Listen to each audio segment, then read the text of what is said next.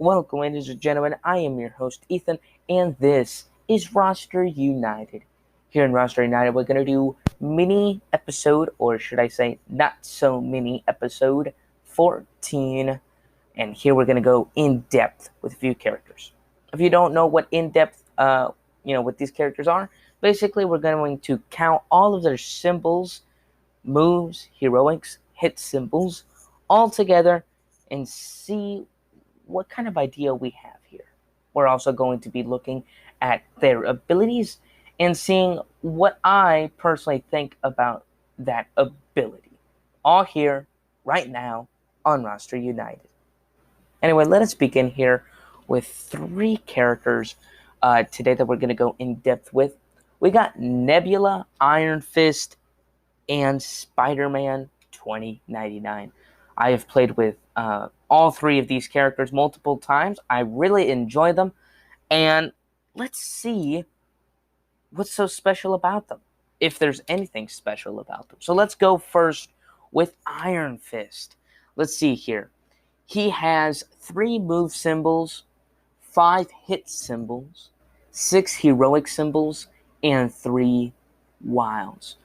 So just looking at this, Iron Fist is a big hitter and a heroic character, honestly. 3 moves, not the best. 3 wilds, that is average for every character. He also has 5 2-symbol cards, which is average of all characters. So he is pretty dang good. But let's check out his power. He has this power called Chi Argumentation, which says deal two hit actions split as you like in your and adjacent locations. Here this means that basically you can deal 2 damage however you want in your location and adjacent locations from Iron Fist. So this gives Iron Fist a little bit more of a range. He's more of a range attack kind of person. He can get in adjacent locations. And for those who are big Marvel United fans, we all know that if you can hit adjacently, that is really helpful. You can get things done. You can get things, you can get things done. You can do things a little quicker when you can do that kind of stuff. And what I like more, it's not like Captain Marvel's ability, which says deal 2 damage in an adjacent location. This is deal 2 damage separately, however you want, in your location and adjacent location. So you can deal a damage in your location and one adjacent, and a bunch of different combinations there. So that is pretty cool. I like that power, honestly. And, for those who are fans of the show or that have, heard this podcast, you all know that I don't like big hitters, especially that don't move. But, Iron Fist has 3 moves, but with his ability, he basically is getting, 3 free moves, per se. He's saving those 3 moves,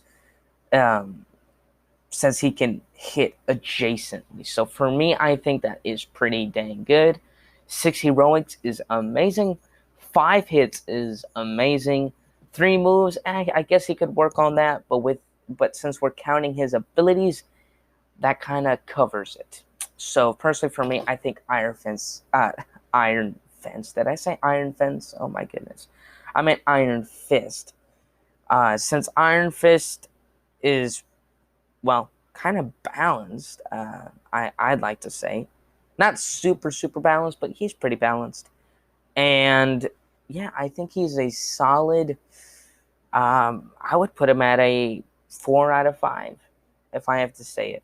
If I have to, say that. So, in other words, a B minus maybe. Iron Fist is probably there. So I think Iron Fist is great. And yeah, I think he's pretty dang good. I can't lie. All right, let's go now to our next in-depth character. Here we got Spider-Man 2099. Let's see what he has here, shall we? Spider-Man 2099, and I also forgot to mention, almost all Spider-Man characters are balanced, especially the main Spider-Man. But anyway, Spider-Man 2099, he has 6 moves, 5 hits, 4 heroics, and 3 wilds. That right there is what I like to call a medium overall character. That's a solid B+ on my list. Spider-Man can move a lot, can hit a lot, and can do lots of heroics. So that is pretty dang good. I really like that. He also has 6 2 symbol cards. And yes, this guy is 78 years in the future. So who knows if I will make it there. Even I. But anyway, this Spider-Man character who is 78 years in the future can do tons of stuff. I mean, he is really balanced. And let's check out his abilities, shall we? He's got Lila assistance. Man, I don't know how you say that. Lila assistance. I think that's how you say it. Okay. Basically, in this ability, he can do 1 heroic action in any location. Again, if you don't know what a heroic action is, basically you can put you can basically save a civilian or put that symbol token on the threat card to clear it faster. He also has enhanced senses, which says you cannot take any damage until the beginning of your next turn. Personally, for me, I think that is pretty good.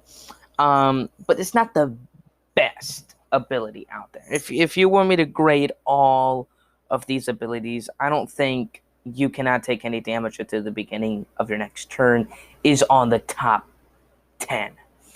And the reason is because, I mean, I guess you're not going to take damage, but if you're playing, with a 2-player game, it's not really worth it.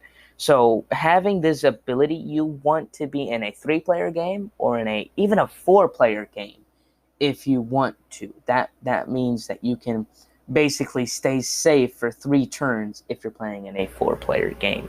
So having that ability with more players is good, but I usually like to play either by myself or with another person. So that is a 2-player game. Spider-Man 2099, and that ability ain't going to be the best.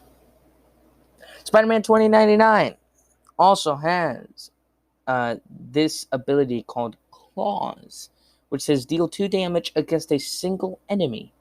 Damage you deal this turn cannot be reduced. So this means basically you can deal 2 damage, not separately, no, and only to a single enemy. That's one of the reasons why I don't really like it.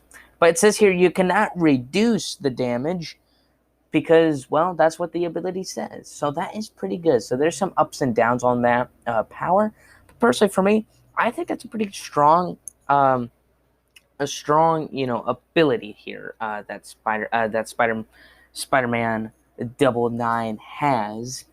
I think he's pretty good. His abilities, like I just said, are pretty good, but they're not the best. Looking at all of them, dealing 1 heroic action, in any location, and being protected for a whole round, whatever it is, it ain't that strong. I mean, I've played with other heroes, I guess. Probably it's just my experience, but I've played with other heroes, and I'm just like, that's not that good. The more that I think about it, I'm just like, Spider-Man 2099 is okay, but he's not the best out there, especially with his abilities. So Spider-Man 2099, his stats are phenomenal. His symbols are really balanced. So that means that he would probably be another 4 out of 5 character. So again, that's a solid B, maybe B+ on my book. Anyway, let's go to the last character here. We got Nebula. She's got 3 moves. She's got 8 hits.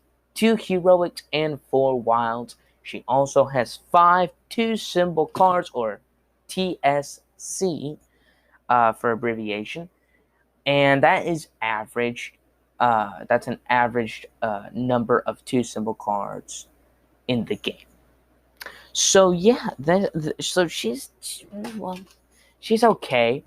She does have 3 moves, only 2 heroics, which is horrible, and 8 hits. So we see here she's a big hitter, but there's nothing to really support her. And I've said this before on the podcast. If you're new and you haven't listened to all of them, that's okay. But if you've heard on the rest of my podcast that I have made, on the episodes that I've made, you have seen, well, not seen, but you have heard that, having a big hitter, for example, let's say he has or she has 7 hits, you want that character to also have a good 4-5 moves. Nebula here has 8 hits, and she only has 3 moves. I understand if you have a big hitter, you don't need a big heroic character, but at least the moves to support you. Because what are you going to do wasting all of your precious hits in one location? You're just going to waste all your hits, and you can't really move anywhere. So just a little team fact. If you want to play as Nebula, that is 100% fine. It's your decision. But just remember to team her up with a good character that moves and a good character that saves, or heroic character. Nebula's powers are also these things. There are Regeneration Implant, which says you may draw cards until you have 3 in your hand. That is really good. As you know, in Marvel United, your cards are your life. So if you discard, or if you got damaged, let's say twice, that means from your hand you have to discard the 2 cards. When you're down to 0 cards, you are KO'd. And it's kind of hard to get cards back. It really is. There's only a few locations in the whole game that give you those cards back. So it's kind of hard. But see, Nebula has this card, which says you can basically recharge. You can basically go back to full health with your cards. That is amazing. I love that card. I love that power. That's an A+ power right there to have. I don't care if it's any hero, literally any hero. It don't matter if their stats are horrible, if the rest of their abilities are bad. If you have that power, you're pretty dang good. You can stay in the game for a long time and not sacrifice a KO. There's also Electroshock Batoons, I hope I'm saying that right, which says deal 1 damage in both adjacent locations. That is nice. I think I read it wrong, or I said something in my mind, but that is actually better than what I thought. You see, I thought it was deal 1 damage in an adjacent location, but here it says deal a damage in both adjacent locations. So that's a total of 2 hits that you will do in that turn of yours. That is not bad. That is actually a really good ability. Kind of spreads the range attack for Nebula. So that is pretty dang good. I can't lie. She also has image projection. Every hero can swap a card from their hand with one of their cards in the storyline. Remove the top card of the Master Plan deck from the game. That is amazing. Probably one of the best cards or abilities also in the game. Here, basically, well, let me explain it first. What's the timeline? Well, basically, the timeline is all the cards that you play in the game. I mean, all the villains, all your cards, all your teammates' cards, all these cards. And you don't really get those back. So if you use, for example, your double wilds, or your moving hits, or an ability, whatever it is, that is gone. You already used it. But with Nebula's card, not just herself, but every teammate can swap a card from their hand, so like a move, to get their double wilds back or to get anything that they need or that they want back. That is really good. And not just that, also for a bonus, she can remove the top card of the Master Plan deck from the game. That is sick. Literally, that is amazing. She doesn't just get your good cards back in your hand. She also removes the Master Plan, one of the top cards of the Master Plan deck. Now, what's a Master Plan deck? Well, basically, that is the villain deck. Every 3 turns, as you know, the villain plays a card from the Master Plan deck. Here, basically, you can take one card from the top. So hopefully, if you team her up with like a Black Widow that can give her the ability to see the future cards, well, you can team her up with Nebula and she can just do her thing, taking those cards off. Now, it is kind of bad at the same time. You don't want the Master Plan deck to end or to finish, because if that happens, the heroes do lose. But if there is a bad card out there, you probably want to play that ability. So, yeah. Nebula, not that bad of a character, I can't lie. Her stats are pretty bad. They're the one thing that kind of takes me down. But honestly, everything else is really solid. All of her abilities are great. So for me, she is a solid B as well. So we have all the B class here today. Well, anyway, ladies and gentlemen, that was our Not So Mini podcast, episode 14 here. We just went in depth with 3 characters: Spider-Man 2099, Iron Fist, and Nebula. And that was really fun to go with it, especially giving advice, giving you the, giving you the information of these characters is super fun for me.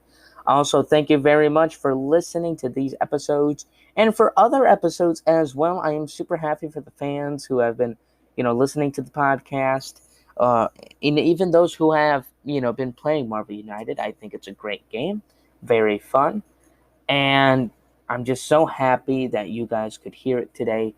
And hopefully, I can still keep making good content, that is good for your ears to enjoy.